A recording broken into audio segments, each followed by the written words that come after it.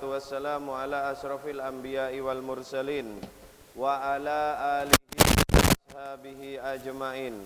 Allahumma salli wa sallim wa barik ala sayyidina wa habibina wa syafi'ina wa maulana Muhammadin sallallahu wa alihi wa sallam. Allahumma inna nas'aluka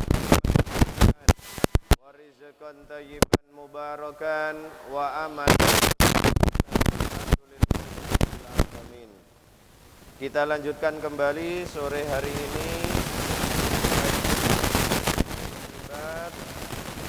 melanjutkan pembahasan pada hari Selasa yang lalu, yaitu pembahasan al-maqalatut tsaniyata asyrata, makalah yang ke-12. Betul ya? Makalah yang ke-12 masih sore hari ini kita selesaikan. Bismillahirrahmanirrahim. Al-maqalatut tsaniyata asyrata, makalah yang ke-12. An ba'dil hukama'i, dari sebagian hukama, yaitu sebahagian ahli hikmah.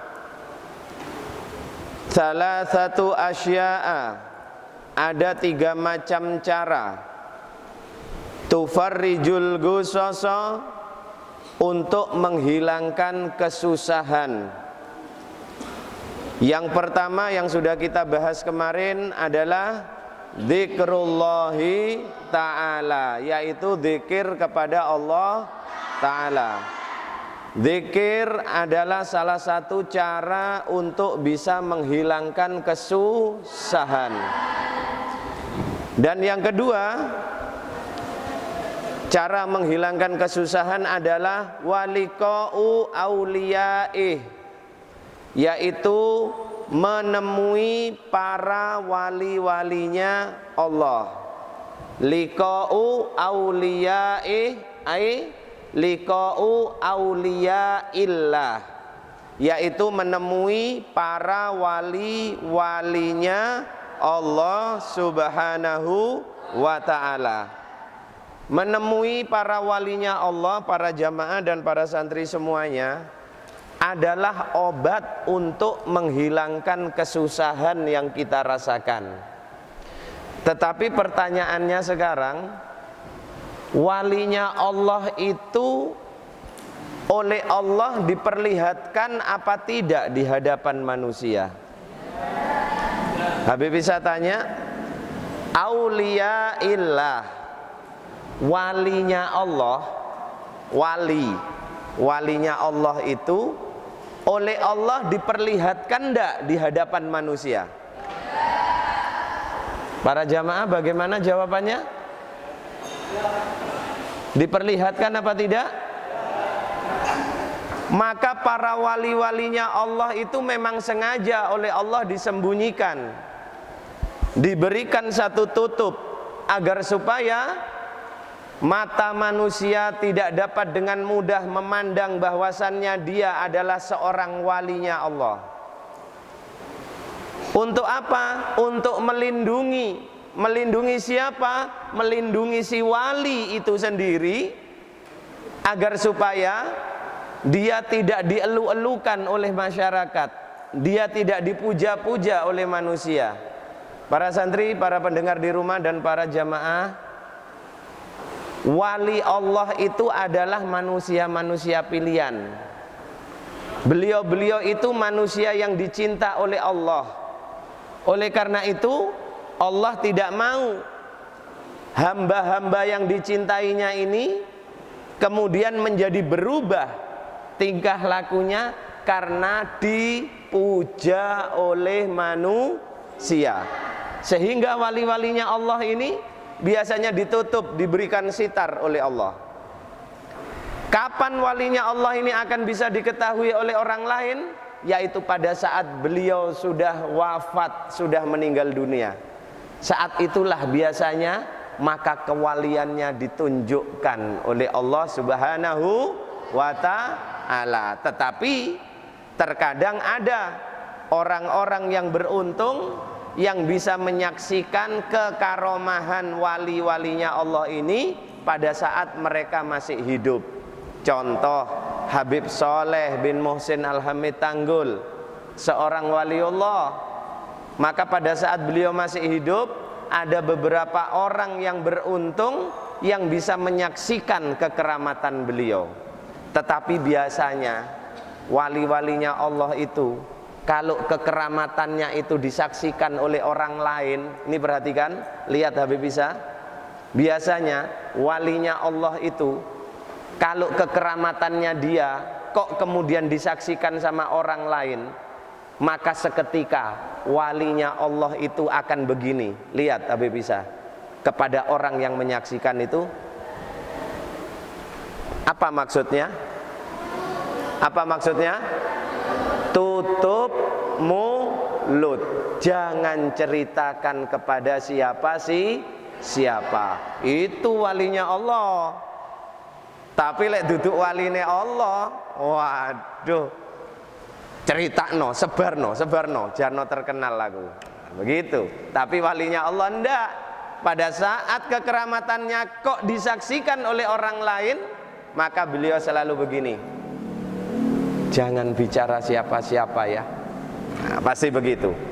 Nah, para jamaah, para santri dan para pendengar di rumah, kalau memang walinya Allah itu biasanya ditutup oleh Allah pada saat beliau-beliau itu masih hidup, baru dibuka saat beliau-beliau itu sudah wafat. Lalu bagaimana caranya kita menemui beliau-beliau ini? Habib bisa tunjukkan, para jamaah, para santri, para pendengar, kalian punya wali enggak? Santri ini punya wali enggak? Punya walinya Allah enggak? Kalian punya waliullah enggak? Siapa waliullahmu? Walinya Allah untuk dirimu siapa? Orang tuamu itu adalah waliullah. Nah, ini dengarkan betul ini para santri, para pendengar di rumah dan juga para jamaah. Kedua orang tua kita itu adalah waliullah, walinya Allah. Sehingga kalau kita ada masalah, kita ada problem, kita merasa susah, maka yang pertama kali mintalah nasihat kepada kedua orang tua kita. Karena apa? Beliau itu adalah walinya Allah untuk diri kita. Jangan kalian datang ke sana kemari, ke sana kemari. Biasanya orang sekarang itu kalau sudah kesusahan, ekonominya sedang sempit, ekonominya sedang sepi, dia malah mencari ke sana kemari, ke sana kemari, ke sana kemari, sampai menghabiskan biaya puluhan juta. Hanya untuk apa?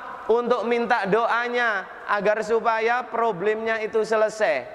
Dia lupa bahwasannya di dalam rumahnya ada dua orang waliullah yang disiapkan oleh Allah untuk dirinya. Siapa itu? Ayah dan ibu. Itu waliullah untuk diri kita. Mengapa kita datang ke sana kemari, sedangkan di dalam rumah kita sudah disiapkan oleh Allah seorang wali yang doanya mustajab apabila mendoakan anaknya. Tetapi sering kita justru melupakan orang tua kita, malah seneng teko nang dukun iko, nang mbah iko, nang mbah iko. Untuk apa semuanya? Ujung-ujungnya panjenengan semuanya ditipu. Para jamaah, saya banyak mengalami, ini santri juga biar tahu. Habib Isa ini sering banyak tamu, banyak pasien. Yang pasien itu juga banyak mengeluh tentang kondisi ekonominya, kondisi rumah tangganya. Dia mengatakan sudah berobat ke sana, yang dia panggil Gus, dipanggil Ustadz lah, dipanggil opo, Ki Ageng, bo sembarang, embah. Katanya dia kena jin, dia ketempelan ini, ketempelan itu, ketempelan itu. Sudah bayar sekian juta, tapi tetap kemudian datang ke Habib Isa ketawa saja. Tak bilang, kalau orang yang sampean datangi itu ngerti sampean ketempelan gendruwo, apa kok gak dicekel gendruwe, gak dikongkon ngali. Ya? Loh, masuk akal enggak? Kalau saya mengatakan sampean para jamaah ketempelan jin, berarti saya harus bisa megang jin itu, saya buang jin itu, saya sembuhkan sampean. Betul enggak? Kalau saya cuma bisa ngomong, oh sampean ketempelan jin iki, tapi gak iso ngilangno, iku penipu. Tapi masalahnya manusia sekarang lebih percaya kepada penipu, sehingga banyak kemudian orang-orang yang datang ini kepada Habib Isa mengalami hal seperti itu. Maka apa nasihat Habib Isa? Yang pertama, masih punya orang tua? Selalu Habib Isa tanya, sampean masih punya bapak? Masih punya ibu? Masih Habib. Jangan jauh-jauh kemana-mana. Cium tangan ibumu, cium tangan bapakmu, cium kaki ayahmu, kaki ibumu, minta doa kepada beliau berdua, semua masalahmu akan diselesaikan oleh Allah. Itu loh, kita selama ini kalau punya masalah langsung datang kemana? Dukun pertama kali. Orang tua lupa kita, itu walinya Allah untuk diri kita. Ini pesan para santri. Kalau kalian ada persoalan, akan menghadapi ujian, nggak usah bingung-bingung minta doa. Minta restu sama kedua orang tua, mustajab doanya. Paham? Paham? Lulus besok ingin dapat pekerjaan yang baik, minta doa restu sama orang tua. Ojo teko nang mbah iko, mbah iki ya. Nah ini dikatakan, siapa yang ingin kesusahannya hilang, maka datangilah wali-walinya Allah. Wali yang paling jelas untuk diri kita adalah kedua orang tua kita. Setelah kedua orang tua siapa? Kalau kita tidak bisa melihat seseorang itu wali atau tidak, maka sing paling gampang jamaah, cari ulama yang soleh, ulama yang betul-betul ikhlas. Datangilah beliau, minta nasihatnya. Oh no loh. Jadi ulama itu dokternya apa kemarin? Dokternya hati, attibaul qulub. Dokternya hati. Jadi jamaah ndak usah bingung-bingung.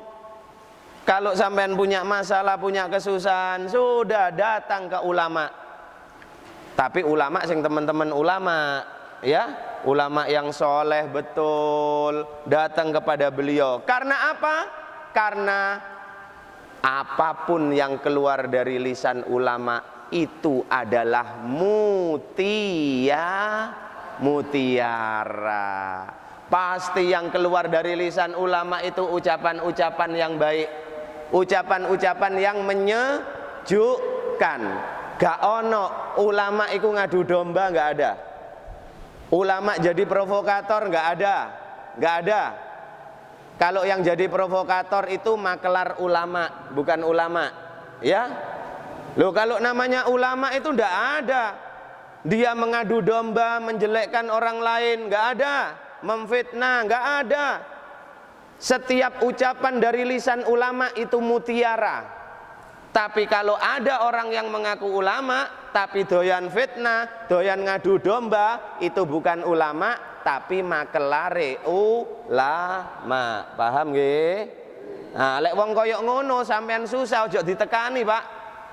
Ini tambah susah sampean. Tambah susah. Ada orang merasa saya ini masih belum taat ibadah, sholat saya sering bolong-bolong. Kenapa ya saya ini kalau ibadah kok angel?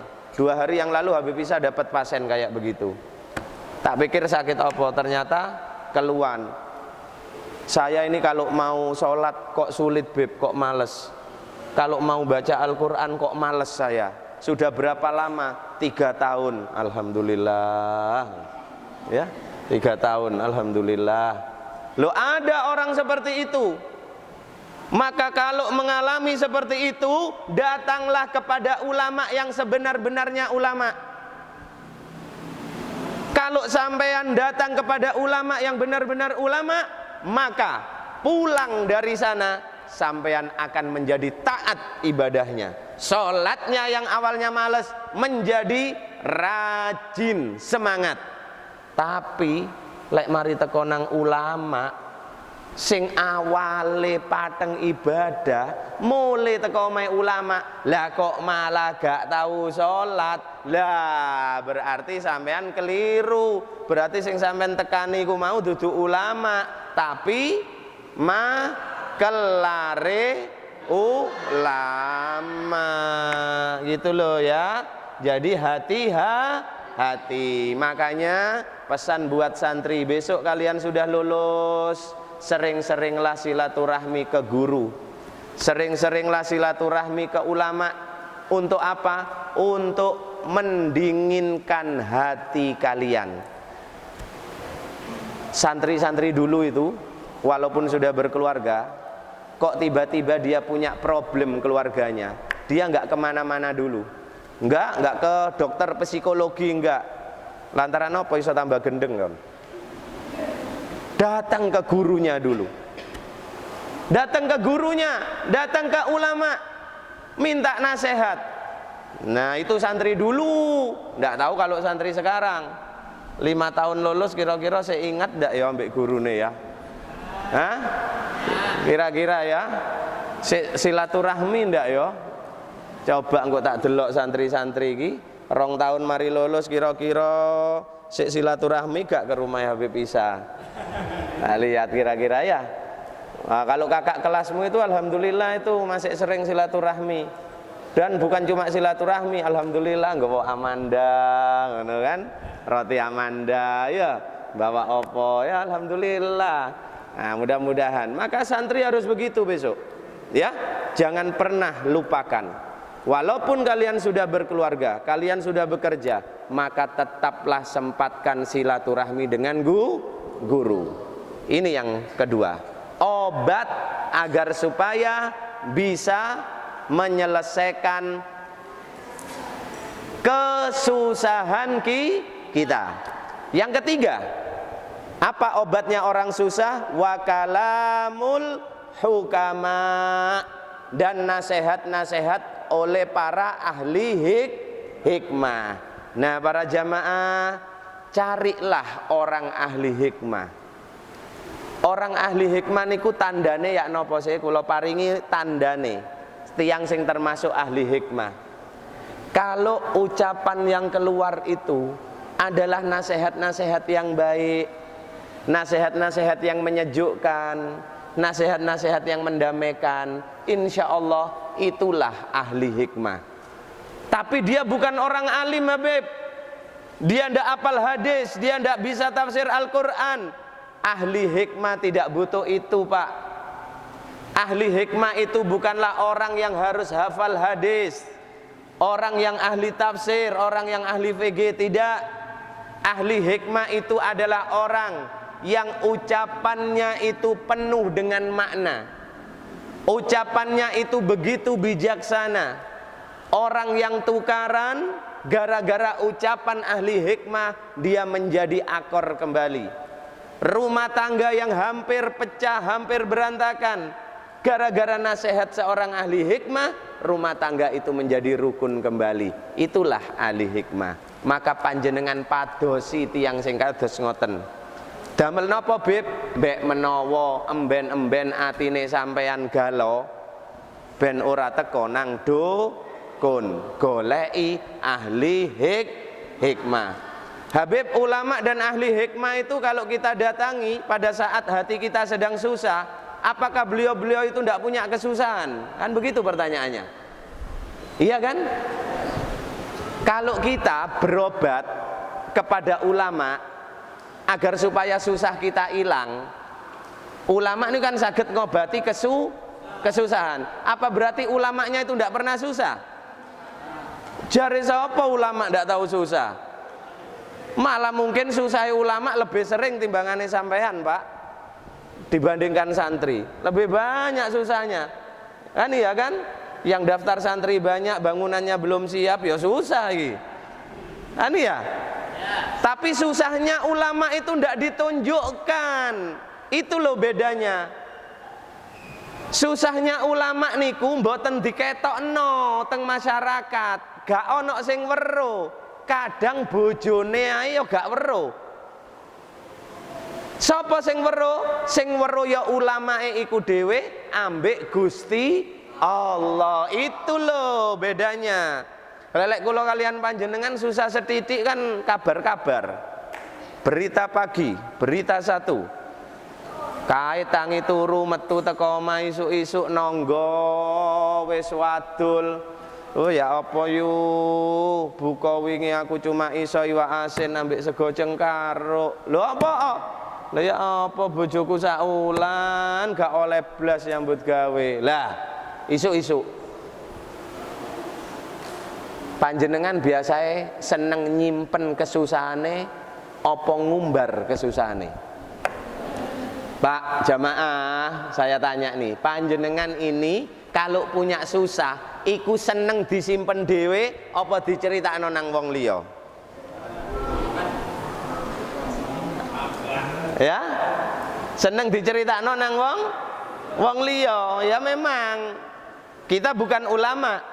Tapi kalau seorang ulama, dia susah hanya dirinya dan Allah yang tahu. Orang lain nggak perlu tahu. Itulah bedanya ulama dengan kita. Jadi bukan berarti ulama itu nggak punya susah. Ulama yang duwe susah, tapi susahe gak diketokno, luweh akeh pasrahe nang Gusti Allah. Lek awak dhewe susahe setitik akeh diketokno, lebih seneng pasrah nang mbah dukun. Gitu loh, bedanya di situ bedanya. Ya. Baik, kita sekarang masuk kepada makalah yang ke-13. Al-maqalatu tsalisata asyarata. Makalah yang ke-13. Anil Hasanil Basri radhiyallahu anhu, dari Al-Imam Hasan Al-Basri radhiyallahu anhu. Siapa Imam Hasan Al-Basri? Imam Hasan Al-Basri adalah min akabirit tabi'in, yaitu dari pembesar-pembesar para tabi'in. Tabi'in itu apa? Tabi'in itu apa? Umat setelah para sahabat, itu namanya tabi'in. Setelah para sahabat itu tabi'in. Setelah tabi'in, tabi'inat, tabi'in, terus ke bawah sampai kepada kita sekarang ini. Imam Hasan Al-Basri adalah salah satu ulama besar dari kaum tabi'in. Berarti Imam Hasan Al-Basri pernah bertemu dengan baginda Nabi apa tidak? Pernah bertemu dengan baginda Nabi apa tidak? Tidak. Kalau beliau pernah bertemu dengan baginda Nabi, bukan tabi'in namanya, tapi sahabat. Jadi tabi'in itu tidak pernah bertemu dengan baginda Nabi. Apa yang disampaikan oleh Imam Hasan Al-Basri? Perhatikan ini. Man la adabalahu la ilma lahu. Man, barang siapa, la, yang tidak, adabalahu, mempunyai akhlak, la ilma lahu, berarti dia tidak mempunyai ilmu. Barang siapa yang tidak punya akhlak, yang tidak punya sopan santun, berarti dia tidak punya ilmu. Setinggi apapun ilmunya, sepandai apapun ilmunya, kalau dia tidak punya akhlak, berarti orang itu tidak punya ilmu. Karena apa? Orang punya ilmu itu dianggap oleh orang lain karena ilmunya. Nah, para jamaah, al-akhlak fauqal ilmi. Akhlak niku teng ndukure ilmu. Akhlak itu berada di atasnya ilmu. Maka kalau orang yang pinter kemudian dia tidak punya ilmu, maka dia akan membuat kerusakan dengan ilmunya. Perhatikan, orang pinter dia tidak punya orang pinter dia tidak punya akhlak, maka dia akan membuat kerusakan dengan ilmunya. Yang kedua, orang yang tidak punya ilmu tapi dia punya akhlak, maka orang yang seperti ini akan selamat hidupnya. Ingat ya, yang pertama, orang punya ilmu tidak punya akhlak, maka orang seperti ini akan membuat kerusakan. Golongan yang pertama. Golongan yang kedua, dia tidak punya ilmu, bodoh, gak ngerti ilmu, tapi akhlaknya bagus, maka orang yang seperti ini akan selamat hidupnya fid dunya wal akhirah. Selamat. Karena apa? Karena akhlaknya. Golongan yang ketiga, gak duwe ilmu, yo gak duwe akhlak. Wah, iki wis. Gak duwe ilmu, yo gak duwe akhlak. Kira-kira bagaimana orang yang seperti itu ya? Hah? Waduh, kemana-mana menyebabkan kesusahan. Para jamaah, para santri, coba Habib bisa tanya, yang ditangkap-tangkap KPK di TV itu, ya, koruptor itu orang bodoh apa orang pinter tuh? Orang pinter tuh, S2, S3, doktor, profesor, pejabat. Tapi mereka kemudian menjadi seperti orang bodoh, menjadi seperti orang tidak punya ilmu. Saat apa? Saat disuruh pakai rompinya KPK, saat tangannya dikecek oleh KPK, tertunduk lesu, bahkan sering wajahnya ditutupi. Padahal ini orang pinter-pinter, gelarnya S2, S3, S-tung-tung, terus ya. Mengapa mereka bisa seperti itu? Karena dia tidak punya akhlak, tidak punya budi pekerti yang baik. Sehingga apa? Ilmu yang dimiliki menyebabkan kerusakan. Untuk siapa? Untuk dirinya sendiri dan untuk umat. Nah, gitu ya. Jadi hati-hati para santri, ini pesan buat kalian. Walaupun kalian apal kitab, tapi kalau kalian tidak punya akhlak, maafi, percuma. Bagaimana Habib Abdullah Asyatiri? Dahulu beliau di Hadramut itu punya seorang santri, seorang murid. Muridnya ini luar biasa pinternya, si laki-laki satu ini. Kitab-kitab apal semua. Syair-syair, qasaid apal semua. Lalu kemudian muncul sifat sombong di dalam diri santri ini. Sampai-sampai kepada gurunya Habib Abdullah Asyatiri, santri ini tidak mau manggil guru, langsung manggil namanya. Siapa? Abdullah. Oh, Abdullah. Saking sombongnya ini santri ini. Misalkan di sini ada santri yang kayak begitu, manggil Habib Isa, siapa Habib Isa? Ah, Isa iku. Ah, begitu loh. Ya. Sampai seperti itu. Maka pada suatu hari Habib Abdullah sedang mengajar seperti ini, halaqah seperti ini. Kemudian beliau melihat santri yang satu itu kok tidak ada. Kemudian beliau tanya, "Di mana dia? Man huwa, di mana dia?" Sedang ada di mana? Santri itu kok tidak kelihatan. Maka teman-temannya menjawab, "Ya Habib, ya Syekh, dia sedang pergi ke satu kota." Untuk apa? Kata gurunya, kata Habib Abdullah, dia mendapat undangan untuk ceramah. Oh, dia tidak izin kepada diri. Abdullah tanya seperti itu. Kata teman-temannya, mana mungkin Syekh, guru mau izin kepada dirimu, wong manggil engkau saja langsung manggil nama kok, gimana mau izin?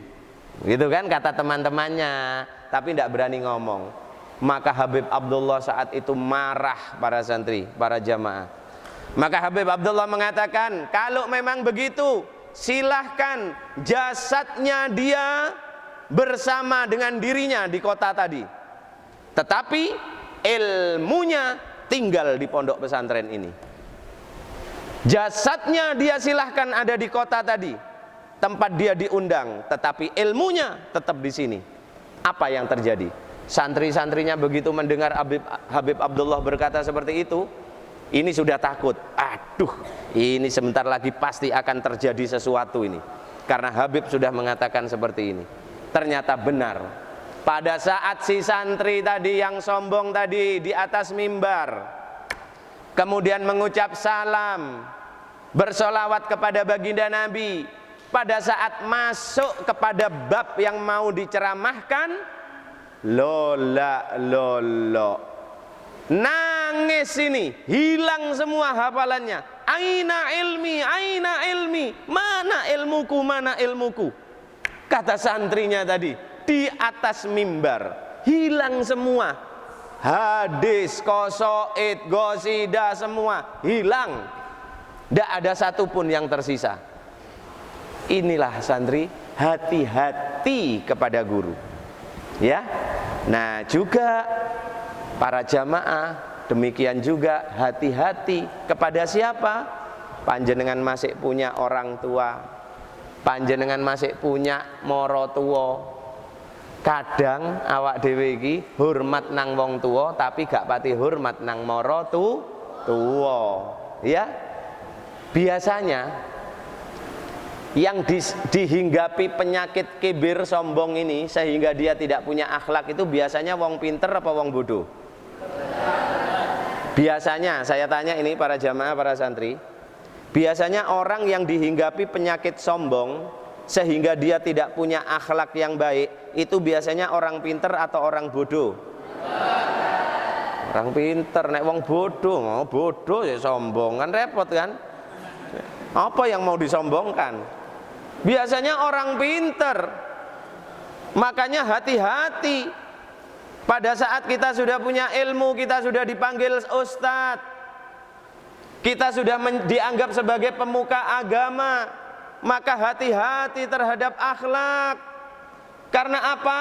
Akhlak kita menentukan siapa diri kita. Kalau akhlak kita jelek, maka sama kita dengan orang yang tidak punya ilmu. Terkadang Habib Isa itu sedih melihat ada seorang yang sudah dipanggil ustadz, noding pakai tangan kiri kepada orang yang lebih tua. Salaman juga begitu. Kalau tidak diajak salaman dulu, berat tangannya ini mengulurkan tangan untuk salaman. Terkadang Habib Isa ini sampai, ya Allah, ilmu sik sak pira wis koyok ngene. Karena sudah merasa sebagai ustadz, ya Allah, kepada yang lebih tua manggil nama, tidak pernah manggil pak, paman, mas, ndak, nama. Nyuruh pakai tangan kiri, nunjuk tangan kiri. La haula wala quwata illa billah. Ini hati-hati, karena biasanya penyakit begini ini itu masuk kepada orang yang punya ilmu, bukan kepada orang yang tidak punya ilmu, ndak. Tapi kepada orang yang punya ilmu. Maka orang walaupun punya ilmu setinggi apapun, tetapi kalau akhlaknya tidak baik, kira-kira kita seneng apa enggak? Kita seneng apa enggak? Tidak mulia orang tidak punya akhlak itu. Tapi kalau orang punya ilmu, coba kita lihat ulama-ulama sepuh kita. Enggak usah jauh-jauh, jamaah santri. Kita lihat beliau pendiri pondok pesantren Darus Sholihin ini. Kita lihat beliau. Siapa yang meragukan ilmu beliau? Ada yang meragukan ilmu beliau? Diakui, bukan hanya di Jember, di Jawa Timur, di Indonesia diakui. Tapi semakin tinggi ilmu beliau, semakin tinggi akhlak beliau. Contohnya apa? Kalau diundang, beliau ini diundang, yang pertama ndak mele-mele, mbok masih sing ngundang omahe gedhek teko. Ya apa ndak? Yang kedua, beliau itu kalau diundang Habib Ali itu acaranya jam 7 di surat undangan, jam 7 kurang seperempat, jam 7 kurang 10 beliau sudah datang. Ini akhlaknya beliau. Loh enggak lek sing saiki iki, Masya Allah, undangannya jam 7:30 durung teko sian. Ngenteni undangan wis baru awake teko. Akhirnya acara gak mulai lek awake durung teko. Ya? Loh Habib bisa kok begitu, Habib bisa wis ngalami wisan. Ngenteni sampai sak jam setengah. Ya Allah, cuma ngenteni wong siji kutok makhluk iku. Wong makhluk iku teko baru mulai, la haula wala quwata. Gantenge yo gantengan aku. Maka hati-hati. Nah, kita sebagai murid-murid beliau harus mencontoh beliau. Semakin tinggi ilmu beliau, semakin tinggi akhlak beliau. Sekarang ini penyakit kita kan, kita ini pingin dihormati. Nggih napa mboten? Tapi angel menghormati wong liya. Seharusnya kalau kita kepingin dihormati orang, maka hormatilah dulu orang itu. Ojo njaluk dihormati dhisik. Lah sekarang nih penyakit nih. Penyakit, maaf ustadz zaman sekarang ya. Hati-hati kalian para santri banat, santri banin. Suatu saat kalian besok dipanggil ustadz, panggil ustadzah, pancet kopiamu saiki ukuran 6 ya pancet 6. Engko pasti saiki ukuran 6 dipanggil ustadz dadi ukuran 9, ndase mekar. Ya. Hati itu. Karena ini tadi, siapa yang tidak punya akhlak, siapa yang tidak punya adab yang baik, maka berarti dia tidak punya ilmu.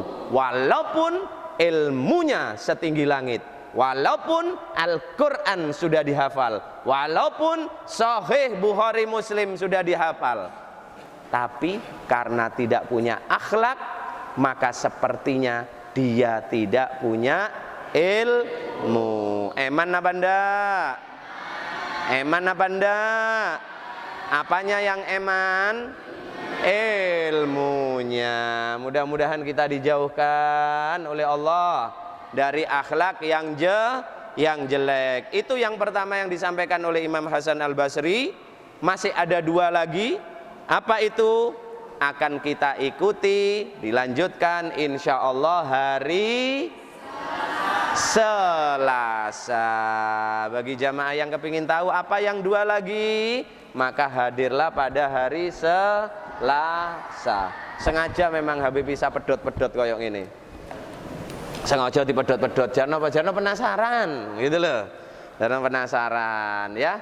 Ya mudah-mudahan kita diberikan oleh Allah tawil umur, sehat wal afiat. Wallahu a'lam bissawab. Bismillahirrahmanirrahim. Allahumma salli wa sallim wa barik ala Sayyidina Muhammad wa ala ali Sayyidina Muhammad. Allahumma inni sa'udatuka ma'allamtanihi farduduhu alayya inda hajati ilaih. Wa sallallahu ala Sayyidina Muhammadin wa ala alihi wa sahbihi wa sallam. Walhamdulillahi rabbil alamin. Akhirul kalam. Wassalamualaikum warahmatullahi wabarakatuh.